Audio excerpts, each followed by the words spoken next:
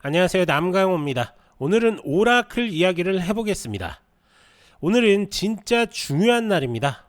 보안 문제가 터지고 최고 경영진 체제가 바뀌고 대규모 AI 컨퍼런스가 동시에 열린다. 이게 말이 되나요? 근데 바로 그 지점에서 기회가 생길 겁니다. 오라클은 데이터베이스로 시작한 회사죠. 근데 지금은 데이터베이스 플러스 애플리케이션, 클라우드까지 다 갖고 있는 회사가 됐습니다. 쉽게 말하면 기업의 뇌와 걷는 근육을 둘 다 공급하는 회사라고 보시면 됩니다. 요즘은 AI를 얹어서 일을 더 똑똑하게 해주는 소프트웨어를 팔려는 상황이죠. 자, 핵심 이슈로 좀 한번 넘어갈 건데요. 10월 초에 EBS, 이 비즈니스 스위트 제로데이 때, 그러니까 오라클의 기업용 패키지에서 심각한 제로데이 취약점이 발견됐습니다. 원격에서 인증 없이 바로 침투가 가능한 그런 유형의 취약점이었죠. 현장에서는 이미 공격 정황이 포착됐고 오라클은 패치를 내놨습니다. 자, EBS는 회사들 업무의 중심 시스템이라서 여기가 뚫리면 실무가 멈추고 돈, 데이터가 새어나가고 심하면 랜섬까지 당할 수 있습니다. 이게 무슨 뜻이냐면 EBS는 기업의 계좌, 주문, 재고, 회계를 한 번에 처리하는 컴퓨터 시스템입니다. 이 시스템이 해킹 당하면 주문이 꼬이게 될 거고, 그러면 돈 결제가 막히고 고객 정보나 회계 자료가 유출될 수도 있다라는 얘기입니다. 심하면 해커가 데이터를 잡아두고 돈을 요구하는, 즉 랜섬 상황까지 올 수가 있다라는 겁니다. 투자자 관점에서 간단히 생각하면 단기적인 충격이 올 수가 있습니다. 좀 조심해야 될 점이죠. 고객들이 불안해서 계약을 미룰 수가 있고, 규제 당국이 조사하면 벌금, 소송 비용이 붙을 수도 있습니다. 그래서 주가가 빠르게 흔들릴 가능성이 상당히 큽니다. 하지만 또 역설적으로 기회일 수도 있습니다. 큰 회사들은 보안에 민감하니까 패치나 보안 보장을 더 요구할 겁니다. 오라클이 잘 대응하면 고객들이 오라클과 계속하자 하고 더 깊게 묶일 수가 있는 겁니다. 즉 초반 충격 뒤에 오히려 장기 고객이 늘 수도 있다라는 얘기입니다. 자, 두 번째 이슈를 한번 볼 건데요. 리더십의 변화라고 볼 수가 있는데요. 최근 CEO 체제가 바뀌었습니다. 샤프라 캐치가 물러나고 클레이 마고 윌크와 마이크 시실리아 두 분의 공동 CEO 체계로 갔습니다. 쉽게 말하면 투트랙 경영이라고 볼 수가 있는데요. 하나는 인프라 쪽, OCI 쪽이겠죠. 다른 하나는 애플리케이션, 어플리케이션이라든지 업무 솔루션 쪽을 책임지는 구조로 보시면 될 것 같습니다. 이게 왜 중요하냐? 의사결정 속도, 좀 영업 집중도, 그리고 고객 신뢰 회복이라는 세 가지 관점에서 달라집니다. 만약 공동 CEO가 속도 있게 고객 보안 가이드와 AI 수주 전략을 보여주면 시장은 긍정적으로 반응을 할 겁니다. 반대로 조직 내부 혼선이 길어지면 딜 클로징이 늦어지고 매출 인식 타이밍이 밀릴 수밖에 없겠죠. 자, 공동 CEO의 첫 100일 성과 리포트를 좀 주목하실 필요가 있습니다. 대형 고객 계약이 체결이 되는지, 또 파일럿이 본 계약으로 전환이 되는지 한번 체크하실 필요가 있고요. 자, 결론적으로 말씀을 드리면 보안과 리더십 둘 다 신뢰와 직결되는 문제라는 겁니다. 이 점만 꼭 기억하실 필요가 있습니다. 자, 세 번째 이슈인데요. 오라클 AI 월드입니다.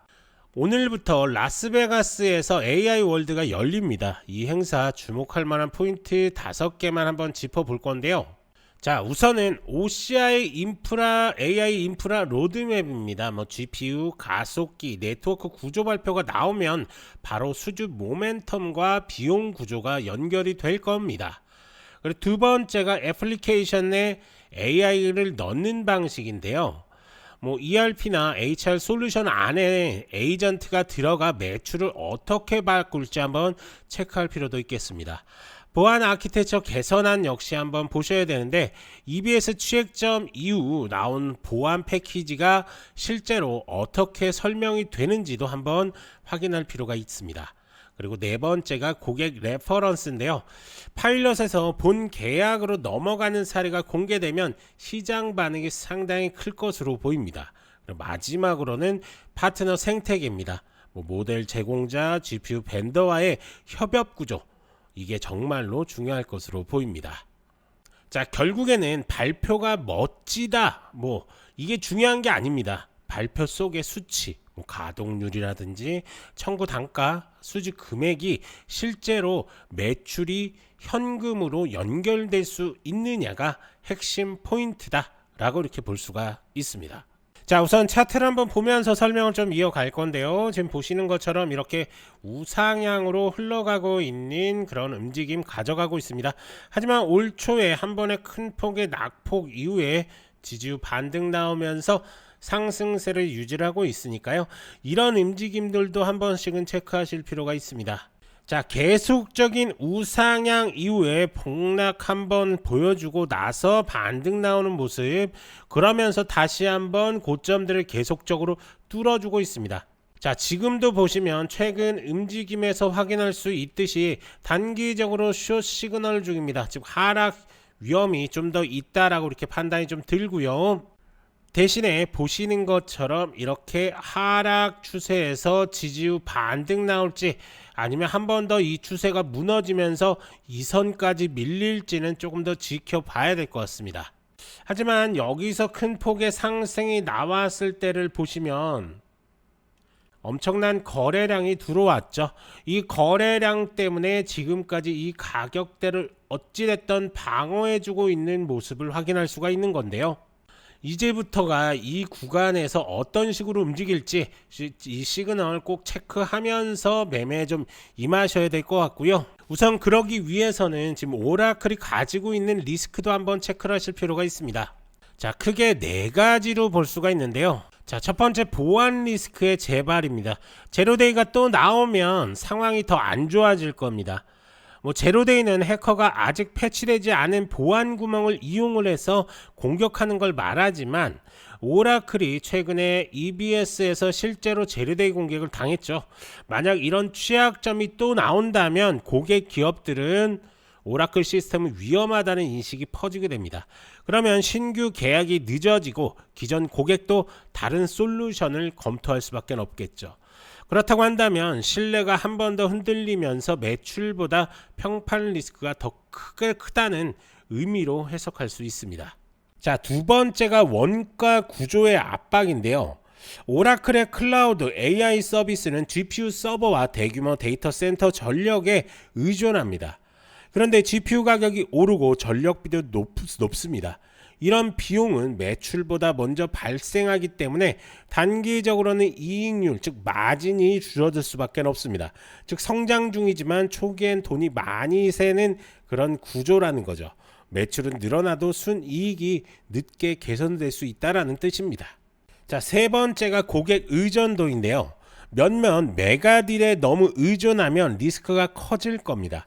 오라클의 매출은 대형 고객에 집중되어 있습니다. 이런 대형 계약이 한두 개만 지연되거나 취소돼도 분기 실적 전체가 흔들릴 수 있습니다. 특히 클라우드 인프라 분야는 대규모 장기 계약 중심이라 특정 고객 의존도가 높으면 변동성이 커질 겁니다. 한두 고객의 결정이 실적 전체를 좌우할 수 있다는 구조적인 리스크라고 볼 수 있습니다. 자, 마지막으로는 거시 환경인데요. 글로벌 경기 둔화나 금리 인상 시기에는 기업들이 IT 예산을 줄이는 경향이 있습니다. 또 달러가 강세일 때는 해외 매출 환산이 불리해지고 비용 부담이 커질 겁니다. 이런 거시 환경 요인들은 오라클이 아무리 잘해도 외부에서 밀어내는 하방 압력으로 작용할 수 있다는 거죠. 거시 변수는 통제 불가능하지만 실적에 직접 영향을 주는 외부 리스크다 라고 이렇게 보시면 될 것 같습니다. 자, 다시 한번 차트를 보면은 결국에는 이런 식의 움직임에서 중요한 포인트는 뭐냐면 매수 매도 타점이겠죠. 아무리 좋은 기업이어도 이런 지점, 이런 고점에 매수하고 있으면 지금은 손실 중에 있겠죠. 하지만 이런 저점들, 이런 저점 구간에서 내가 매수가 들어갔다 그러면 아무리 떨어지더라도 지금은 수익 구간일 수밖에 없습니다. 그렇기 때문에 이런 매수 매도 타점을 정확히 잡아 두시는 게 중요한 포인트고요.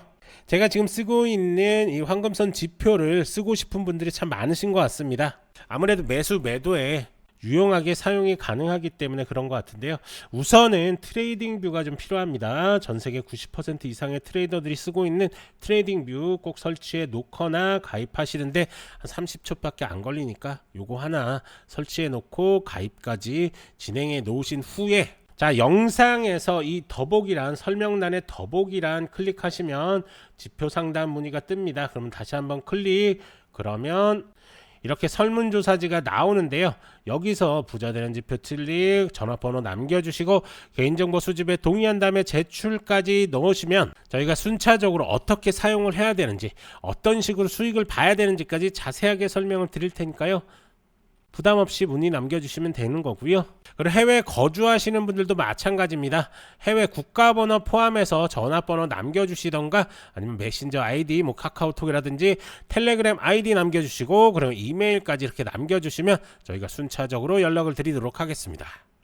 자, 한번 정리해 보겠습니다. 오라클은 위기와 기회가 동시에 열리는 분기점입니다. 보안 이슈는 단기 변동성을 만들지만 오라클이 어떻게 대처하냐에 따라 결과는 정반대가 될 수 있습니다. 공동 CEO 책에는 속도와 전문성이라는 장점이 있고 AI 월드는 수주와 가동률을 확인할 수 있는 무대라고 볼 수가 있습니다. 자, 결국에는 단기 뉴스에 흔들리지 말고 발표 속 정량적 증거만 판단하시면 될 것 같습니다. 앞으로 일주일 AI 월드 발표와 보안 공지가 나오면 그때부터 진짜 싸움이 시작될 것으로 보입니다. 하지만 이렇게 설명을 좀 드려도 개인 투자자분들이 혼자서 이렇게 접근하기가 쉽지는 않으시죠. 그러면서 급등 종목들 수익 찬스들을 놓치시는 경향들이 좀 있는데요. 그렇기 때문에 전문가의 도움이 절실히 필요하실 겁니다. 이렇게 구체적인 매매 전략들이 필요하신 분들은 자, 더보기란에서 문의 이렇게 남겨주시면 저희가 하나하나 자세하게 도움을 드리도록 할 테니까요. 언제든지 문의 남겨주시면 됩니다. 그리고 제가 이렇게 대화를 하다 보면은 오라클을 뭐 이런 고점들이죠. 이런 고점들에 묶이신 분들도 좀 계신 것 같고 이 밑에서부터 끌고 올라오는데 언제 익절해야 되는지 궁금하신 분들도 참 많으신 것 같습니다. 그런 분들 모두 이렇게 문의 남겨주시면 저희가 하나하나 대응 방법에 대해서 자세하게 설명을 드릴 테니까요. 부담 없이 연락 주시면 됩니다. 간혹 이렇게 영상만 보시고 대응하시는 분들이 좀 계신데요. 문의 남겨주시면 직접 설명 드리시는 게 훨씬 더 도움이 많이 되시니까요. 편하게 문의 남겨주시면 됩니다. 이제 중요한 건 여러분들의 선택입니다. 뉴스, 차트, 모멘텀이 동시에 들어올 때 이걸 잡는 게 실력입니다. 좋아요, 구독 부탁드리고 문의 남겨주시면 도움 드릴 수 있는 것들 최대한으로 도움 드리겠습니다. 저는 남강호였고요. 다음 영상에서도 빠르고 정확한 정보로 다시 찾아오겠습니다. 감사합니다.